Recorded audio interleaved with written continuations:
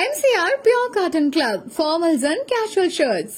பாரம்பரியமான சுவையான புது அறிமுகம் KTV True Value Bronadile. மாணவர்களின் சிந்தனைகளை வடிவமைக்க SNS இன்ஸ்டிடியூஷன்ஸ், மாணவர்களின் சாதனைகளை போற்றும் SNS institutions Kovai. Full investigation ஒரு வருஷம் 1.5 வருஷம் கூட ஆகலாம். ஏன்னா ஏவியேஷன் ஹிஸ்டரியிலே இது மோஸ்ட் காம்ப்ளிகேட்டடா இருக்கிற மாதிரி தெரியுது எனக்கு தெரிஞ்ச இந்த மாதிரி டியூயல் பாத்தீங்கன்னா அந்த ஏவியேஷன் ஹிஸ்டரியிலேயே 3-4 தான் நடந்திருக்குது. அதுக்கு சரியான காரணங்கள் இருக்கு. இந்த டியூயல் ஃபெயிலியருக்கு சத்தியமா காரணம் இல்லை. டேக் ஆஃப்ல ஆனதுங்கிறது இதுதான் எனக்கு தெரிஞ்ச முதல் தடவை இன் ஏவியேஷன் ஹிஸ்டரி. அப்ப நம்ம சொல்ற வார்த்தை ஒன்னான்னு அவங்களெல்லாம் காப்பி அடிக்கல. வேற எப்படி இருக்க முடியும்? ஒரு இறங்கி இருக்க வேண்டிய பிளாப் வெளியே இருக்குது, ஏறி இருக்க வேண்டிய லேண்டிங் இருக்குன்னா வேற எப்படி நீங்க சொல்ல முடியும்? அப்போ அது மேனுவலா தானே பண்ற விஷயம். இதுதான் ஃபேக்ட். யார் சொன்னாலும் அப்படித்தான் சொல்ல முடியும். நிறைய பைலட்ஸுடைய யூடியூப் வீடியோ இருக்குது. நிறைய பேசப்பட்ட ஒரு செய்தி என்னன்னா 2 இன்ஜினும் ஃபெயில் ஆக சான்ஸ் இல்ல. இப்பயும் அப்படித்தான் இருக்குது. ஒன்னு பைலட் எரர், 2வது இயந்திர கோளாறு, 3வது வெதர், 4வது தான் சாபட்டாஜ்னா இந்த பாம் வச்சு தகர்த்து. அப்போ நம்ம காரணங்கள் அலசும் போது இதுவும் இருக்கலாமாங்கிற ஒரு சந்தேகம். எப்படி ஒரு பிளாக் பாக்ஸ் வராது, ஒரு ரிசல்ட் வராது, இது பேசுறது தவறுன்னு நிறைய பேர் போடுறாங்க. அவங்க சொல்றது நான் தப்புன்னு சொல்லல, ரைட்டு தான், நீங்க சொல்றது முற்றிலும் ஒத்துக்கிறேன். ஆனாலும் நேத்து ஒரு புது தியரி, ஏதாவது ஒரு மால் ஃபங்க்ஷன் ஆச்சு, சாஃப்ட்வேர் ப்ராப்ளம், சாஃப்ட்வேர் பக், இது மாதிரி ஏதாவது இருந்ததுன்னா it's called fail safe. It will remain open, shut பண்ணாது. பைக்லயோ கார்லயோ அந்த கேபிள் கட் ஆயிடுச்சுன்னா அங்க என்ஜினுக்கு போற ஃபியூல் ஷட் ஆயிடும். ஆனா பிளேன்ல, ஏர்கிராஃப்ட்ல கம்ப்ளீட்டா ஓபன் ஆயிடும். இன்ஜின் ஃபுல் பவர்ல ஓடும். இந்த விஷயத்துல அன்பார்ச்சுனேட் திங் ஏதோ நடந்தது. ஏதோ ஒரு பக் இந்த மாதிரி ஒரு ஃபெயில் சேஃப் ஓவர் ரைட் பண்ணி ஏதாவது ஷட் பண்ணி இருந்ததுனால் இதனுடைய பாதிப்போ இதனுடைய ரிசல்ட்டோ பயங்கரமா இருக்கும். முக்கியமா போயிங். கடந்த 2 நாளா நம்ம ஒரே விஷயத்தை தான் திருப்பி பேசிட்டு இருக்கிறோம். ஏன்னா ஒவ்வொரு நாளும் வேற டெவலப்மெண்ட் மாறிக்கிட்டே இருக்குது. நம்ம அடிக்கடி இந்த 2 நாளா பேசின மாதிரி இந்த மாதிரி ஒரு ஆக்சிடென்ட் நடந்துட்டு இருக்கு. ஆனா உலகத்தையே அதிகமா ஈர்த்த இந்த விபத்து ஜென்ரலா பாத்தீங்கன்னா பைலட்ஸ் ஸ்பெக்குலேட் பண்ண மாட்டாங்க. ஆனா நான் இந்த முறை பார்த்தேன், உலக அளவுல, இந்தியாவில் விடுங்க, உலக அளவுல அமெரிக்கால இருந்து, பிரிட்டன்ல இருந்து எல்லாமே இதுல ஸ்பெக்குலேட் பண்ண ஆரம்பிச்சிருக்காங்க. இதுதான் முதல் தடவை. இதுக்கு முதல்ல அந்த பிரிலிமினரி ரிப்போர்ட் வந்த பிறகு சொல்லுவாங்க, இல்லது அந்த நடந்த சூழ்நிலையை சொல்லுவாங்க.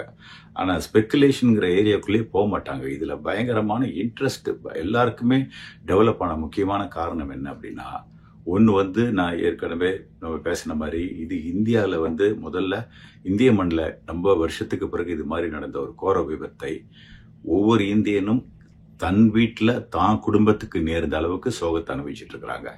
அதனால அவங்களுக்கு நம்ம ஆவல் வந்துடுச்சு, என்னவா இருக்கும். ஏன்னா எல்லாருக்கும் பயம்தான். இப்போ நம்ம எல்லாரும் பிளைன்ல டிராவல் பண்றோம். இப்போ நிறைய பேர் டிராவல் பண்றாங்க முதல்ல விட. அப்போ என்ன ஆயிடுதுன்னா, நம்ம போகும்போது, நம்ம குழந்தைங்க போகும்போது இது மாதிரி ஆயிடுமா அப்படிங்கிற பயம். அது நேச்சுரல், எல்லாருக்கும் இருக்கிறது நேச்சுரல். ஏன்னா நம்ம ஃபிளைட் சேஃப்னு சொல்றோம். ஆனால் டேக் ஆஃப் ஆகி ஒரு 30 நொடியிலேயே கீழே விழுந்து நொறுங்கி அத்தனை பேரும் இறந்துட்டாங்கிற ஒரு விஷயத்த யாராலையுமே ஜீர்ணிக்க முடியாது. இதுதான் உண்மை. ஏன்னா அதனால இதனுடைய ஆர்வம் அதிகமாகுது. அதனால தான் இந்த ஸ்பெக்குலேட் பண்ணலாம் கூட காரணங்களை அலசி ஆராயிற ஒரு சூழ்நிலை இதுக்கு வந்திருக்குது. இதுக்கு முதல்ல பார்த்தீங்கன்னா, முதல் நாள் நிறைய பைலட்ஸுடைய யூடியூப் வீடியோ இருக்குது. அதில் அவங்க எல்லாருமே நிறைய பேசப்பட்ட ஒரு செய்தி என்னன்னா, 2 இன்ஜினும் ஃபெயில் ஆக சான்ஸ் இல்லை. இப்பயும் அப்படித்தான் இருக்குது. ஆனா என்ன ஆகலாம், வெரி ரேர். நீங்க பாத்தீங்கன்னா வரலாற்றுல ஒரு 4 தடவை 3 தடவை தான் இது மாதிரி 2 இன்ஜின் ஆயிருக்கும். அதுக்கான சரியான காரணங்கள் இருக்கு. ஆனா இந்த டேக் ஆஃப் ஆன உடனே இந்த 2 இன்ஜினுமே ஆகிறதுக்கான வாய்ப்பு இல்லை. ஆனால் அது அந்த பவர் இல்லாத, த்ரஸ்ட் இல்லாத இறங்கின விதம் எல்லாத்தையுமே இது புரியாத புதிரா கொண்டு போய் நிறுத்திருச்சு. அதனால முதல் நாள் ஒருவேளை பேர்ட் ஸ்ட்ரைக்குமா இருக்குமா அப்படிங்கிற ஒரு சந்தேகம். அதுதான் ஒரு பாசிபிள் காஸ், தெரிஞ்ச ஒரு கண்ணுக்கு தெரிஞ்ச ஒரு பாசிபிள் காஸ். ஆனால் அது 2வது நாள் முறியடிக்கப்பட்டது. ஏன்னா எந்த எவிடன்ஸுமே கிடைக்கல. அங்க பேர்டு ஆக்டிவிட்டியும் பெருசா தெரியல. அதே மாதிரி பேர்டு அடிச்சா பின்னால அதனுடைய புகை மாதிரி ஏதாவது வரும், சம் கைண்ட் ஆஃப் சிம்டம் வரும், அது எதுவுமே தெரியல. ஸோ அது ரூல் அவுட் பண்ணிட்டாங்க. 2வது நாள் பாத்தீங்கன்னா எல்லாருமே இன்னொரு காசு இது இருக்கலாமா அப்படின்னு பார்த்தாங்க. என்னன்னா அதாவது ரிட்ராக்ட் பண்ண வேண்டிய லேண்டிங் கியர் வெளியே இருந்தது, ரிட்ராக்ட் பண்ணக்கூடாத பிளாப்ஸ் வந்து உள்ள போயிடுச்சு. அதனால ஒருவேளை பைலட் மாத்தி பண்ணிட்டாரோ அப்படின்னு சொல்லி சொன்னாங்க. எல்லாருமே பேசப்பட்டது. இது வந்து பைலட்ஸோடைய எல்லா பைலட்ஸோட யூடியூப், ஏன்னா இது ரெண்டும் நடந்ததுன்னா த ஒன்லி பாசிபிலிட்டி வந்து ஒருவேளை பைலட் எரரா இருக்குமான்னு தான் சொன்னாங்க ஒழிய, இன்க்ளூடிங் நானும் தான். ஆனா நிறைய பேர் நீங்க நினைச்சிட்டு இருக்கீங்க நான் பைலட்டை பிளேம் பண்ண, கண்டிப்பா நான் பிளேம் பண்ணல.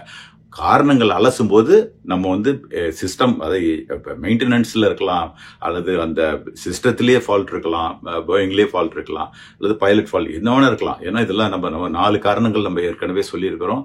ஒன்னு வந்து பைலட் எரர், ரெண்டாவது வந்து அந்த ஆக்சுவல் கோளாறு, இயந்திர கோளாறு, மூணாவது வெதர், நாலாவது தான் சாபட்டாஜ். சாபட்டாஜ்னா இந்த பாம் வச்சு தகர்க்கிறது. இந்த 4 காரணம் தான். இந்த 4 காரணத்துல ஃபர்ஸ்ட் 2 காரணம் ஓரளவு ரூல் அவுட் பண்ணி வச்சுக்கும் போது மீதி 2 காரணம் தான் இருக்குது. அப்போ வந்து நம்ம காரணங்கள் அலசும் போது இதுவும் இருக்கலாமாங்கிற ஒரு சந்தேகம். இது வந்து கேள்வி. என்ன தினைக்குமே கேள்வி கேட்கறாங்க. இப்ப எல்லாருமே பேசிக்கிறாங்க. அதிகமா பேசிக்கிட்ட விஷயம் இதை பத்தி பேசாதீங்கிறாங்க. ஆனா அதை தான் மக்கள் பேசிட்டு இருக்கிறாங்கிறது எனக்கு தெரியும். எல்லாருமே சொல்றாங்க, எப்படி வந்து ஒரு பிளாக் பாக்ஸ் வராது, ஒரு ரிசல்ட் வராது, இது பேசுறது தவறுன்னு நிறைய பேர் போடுறாங்க. அவங்க போடுறது நான் தப்புன்னு சொல்லல, ரைட்டு தான், நீங்க சொல்றது முற்றிலும் ஒத்துக்கிறேன். ஆனாலும் அப்படி பேசிட்டு இருக்கிற 1% இருந்தா கூட 99% மக்களுக்கு தெரிஞ்சுக்கிற ஆவல் வந்துகிட்டே தான் இருக்குது. ஏன்னா அவங்களுக்கும் அந்த பயம் இருக்கு. அவங்களுடைய சேஃப்டியை ரீஅஷ்யூர் பண்ண பாக்குறாங்க. அதனால இப்ப என்ன ஆச்சுன்னா, 2வது நாள் வந்து தியரி வந்து போய் நேத்து ஒரு புது தியரி. என்ன தியரி வந்திருக்குன்னா, ஒருத்தர் அதுல பேர் மறந்துட்டார், அவர் ஐ திங்க் அமெரிக்கால இருந்து தான் பண்ணியிருக்காருன்னு நினைக்கிறேன். அவர் என்ன பண்ணாருன்னா, அதை எப்படி ஜூம் அவுட் பண்ணி அந்த சவுண்ட் எல்லாம் கேட்டுட்டு அந்த ரேட்ன்னு சொல்லிட்டு கீழே பாத்தீங்கன்னா ஒரு சின்ன ஒரு எக்ஸ்டென்ஷன் இருக்கும் பெல்லியில. என்னன்னா, அது 2 இன்ஜின் பவரும் போயிட்டு எல்லா பவருமே சோர்ஸ் அவுட் ஆனா உங்களுக்கு வந்து கண்ட்ரோல் பண்றதுக்கு ஹைட்ராலிக் தேவை, பிளஸ் கொஞ்சம் எலக்ட்ரிசிட்டி தேவை உங்களுக்கு அங்க ஏவியானிக்ஸ் பார்க்கறதுக்கு. இந்த எசென்ஷியல் எலக்ட்ரிக்கல் சப்ளை அது ப்ரொவைட் பண்ணும். எப்படின்னா, காத்துல இருக்கிற எனர்ஜி ஃபார்வர்ட்ல போகும்போது காத்தாடி நம்ம சும்மா சின்ன பசங்க போகும்போது சுத்தும்ல, அது மாதிரி சுத்தும். அந்த இதுல வந்து எனர்ஜி மினிமம் கிடைக்கும். இது எப்போ பயன்படும் அப்படின்னா, நீங்க நல்ல உயரத்துல பறந்துட்டு இருக்கும்போது போத் இன்ஜின் ஃபெயில் ஆயிடுச்சுன்னா, எல்லா எலக்ட்ரிக்கல் பவரும் போயிடுச்சுன்னா, இது வந்து ஒரு டெம்பரரி பவர் கொடுக்கும். அந்த பவரை பேஸ் பண்ணி ஏரோப்ளேனை வந்து கண்ட்ரோல் பண்ணி அவங்க லேண்ட் பண்ணலாம். இது இருந்தா, இது மாதிரி ஏர்ஃபீல்டு இருந்தா, சப்போஸ் ஏர்போர்ட் எங்க விசினிட்டி இல்லைன்னா ஒரு காலி இடத்துலயோ அல்லது வந்து வாட்டர்ல டிச் பண்றதுக்கோ அது ஹெல்ப் பண்ணும். ஸோ அதுக்காக ஏற்படுத்தப்பட்ட அந்த சிஸ்டம். அதை வந்து பார்த்ததா அந்த பைலட் வந்து கிளைம் பண்றாரு. இப்ப எனக்கு பார்த்தா கண்டிப்பா தெரியல, அதெல்லாம் அவர் எப்படி ஜூம் பண்ணி பார்த்திருக்காரு ஏதோ ஒண்ணு. அதே மாதிரி அவர் என்ன சொல்றாருன்னா, அதனுடைய சத்தம் இருக்கு, அது ஏற்கனவே கேட்டு அது எப்படி சத்தம் போடுங்கிறத அது ஏதோ ஷார்ப்பா லிசன் பண்ணி சொல்றாரு. அதுவும் எனக்கு தெரியல, எனக்கு தெரியல. இது வந்து நம்பகமான இடத்துல இருந்து, அதாவது நம்பகமான சோர்ஸ்ல இருந்து வந்த மெசேஜ் கிடையாது. இது ஒரு பைலட்டோட கருத்து. அது மற்ற பைலட்ஸும் எல்லா அவங்கவுங்க சேனல்ல போட்டுட்டு இருக்கிறாங்க.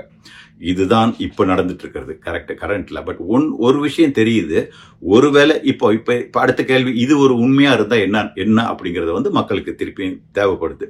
அதற்காக தான் இந்த வீடியோ. இது என்னன்னா, சப்போஸ் இது மாதிரி இருந்திருந்தா அப்படின்னா 2 இன்ஜின்லயுமே பவர் இல்லை. நம்ம சொல்லியிருக்கோம் டியூயல் இன்ஜின் ஃபெயிலியர் இம்பாசிபிள் அப்படின்னு சொல்லியிருக்கோம். ஏன்னா இதனுடைய கண்ட்ரோல், இதனுடைய சிஸ்டம் வேற, இதனுடைய சிஸ்டம் வேற.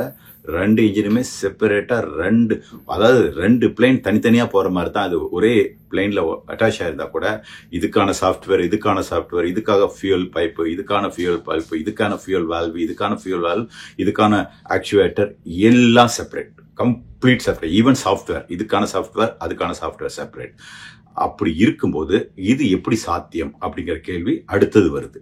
இது ஆனா ஒருவேளை, இப்ப நம்பர் 1 சொல்றேன், ஒருவேளை இது சரியா இருக்கிற பட்சத்துல எல்லா பைலட்ஸு அல்லது எவ்வளோ பெரிய ஏவியேஷன் எக்ஸ்பர்ட்ஸுக்கும் தெரியும், அந்த நேரத்துல அந்த இடத்துல எந்த பைலட்டாலையும் எவ்வளோ பெரிய ஜீனியஸாலையும் அந்த ஏர்கிராஃப்டையோ அல்லது போய் மற்றவங்களையோ கீழே இருந்தவங்களையோ காப்பாற்றிருக்க முடியாது. ஏன்னா அவங்களுக்கு எதை பண்றதுக்கும் ரூம் இல்லை. ஏன்னா அவங்களுக்கு ஓரளவு உயரத்துல இருந்தாங்கன்னா இது ஏதாவது பண்ணியிருக்கலாம். ஆனால் இந்த மாதிரி டேக் ஆஃப் ஆகி வெறும் 600 அடி 625 அடியில் இந்த சம்பவம் நடந்திருந்தா ஆப்ஷனே இல்லை. ஏன்னா அவங்க திருப்ப முடியாது, திருப்பினா இன்னும் குயிக்காக கீழே இறங்கும். ஸோ ஸ்ட்ரைட்டாக தான் போகணும். ஸ்ட்ரைட்டாக போகும்போது எல்லாம் பாப்புலேட்டட் ஏரியா, எல்லாம் பில்டிங்ஸ் இருக்காங்க. ஒரு காலி இடம் இருந்திருந்தா டிஃப்ரெண்ட் ஸ்டோரி. சப்போஸ் அந்த ஏர்போர்ட்டை தாண்டின உடனே மரங்கள் இருந்தால் கூட அது ஒரு மாதிரி இந்த அளவுக்கு ஹார்ட் லேண்டிங்காக இருக்காது. எல்லாம் உடையும், கொஞ்சம் பேர் தப்பிக்கலாம், கொஞ்சம் பேர் இறக்கலாம், அப்படியா இருக்கும். அல்லது புல்வெளி அது மாதிரி இருந்திருந்தா சேஃபாக கூட எல்லாம் தப்பிச்சிருக்கலாம். ஒன்லி திங் கிளைட் பண்ணி லேண்ட் பண்ணலாம். ஆனால் அதுக்கான வசதிகள் இந்த ஏர்போர்ட்லன்னு இல்லை, உலகத்தில் இருக்கிற 99% ஏர்போர்ட்ல இல்லை. ஏன்னா ஏர்போர்ட்டை சுற்றியும் பாப்புலேஷன் இருக்கிறது தான் நடைமுறை சாத்தியம். அப்படிதான் இருந்துட்டு இருக்கு. அதனால எந்த பைலட்டுமே ஒருவேளை இது நடந்திருந்தா பைலட்டால் இதுவும் பண்ணியிருக்க முடியாது. Very sorry. அவங்களுடைய நிலைமை ரொம்ப கொடுமையான நிலைமை பேசஞ்சரோட. ஏன்னா அவங்களோட இறப்பை அவங்க கண்ணு முன்னாடி பார்த்துருப்பாங்க. அதுதான் உண்மை. அதனால யாரையுமே இப்போ நம்ம பிளேம் பண்ண முடியாது. அப்படி ஒரு வேலை சிஸ்டம் ஃபெயிலியர் இருந்து என்னன்னா, ஒருவேளை இருந்திருந்தால் இது பெரிய பெரிய பின்னடைவு போயிங்க்கு கொடுத்துரும். எந்த அளவுக்குன்னு என்னால் இமேஜின் கூட பண்ணி பார்க்க முடியல. ஏன்னா இப்போ ஆல்ரெடி நிறைய பேர் சந்தேகத்தை கிளப்பிட்டு இருக்காங்க. ஆனால் அதே நேரத்தில் இது ஒரு வேலை நடந்ததுனால் போயிங்கிற கம்பெனி சர்வே ஆகுமாங்கிறதே ஒரு கொஸ்டின் ஆயிடுது.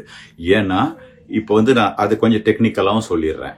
இந்த ரெண்டு செப்பரேட்டாக எல்லாமே எலக்ட்ரானிக், எல்லாமே full authority digital engine control அப்படின்னா எல்லாமே சாஃப்ட்வேரில் எலக்ட்ரானிக்காக கண்ட்ரோல் ஆகிட்டு இருக்குது. எதுவுமே இதில் எல்லாமே ஆட்டோமேட்டிக். அப்போ அதில் ஒரு சிஸ்டம் இருக்குது. அந்த வேல்வை பற்றி கூட நிறைய பேர் தப்பாக போடுறாங்க, இவங்க சரியாக செக் பண்ணல அப்படி இப்படின்னு.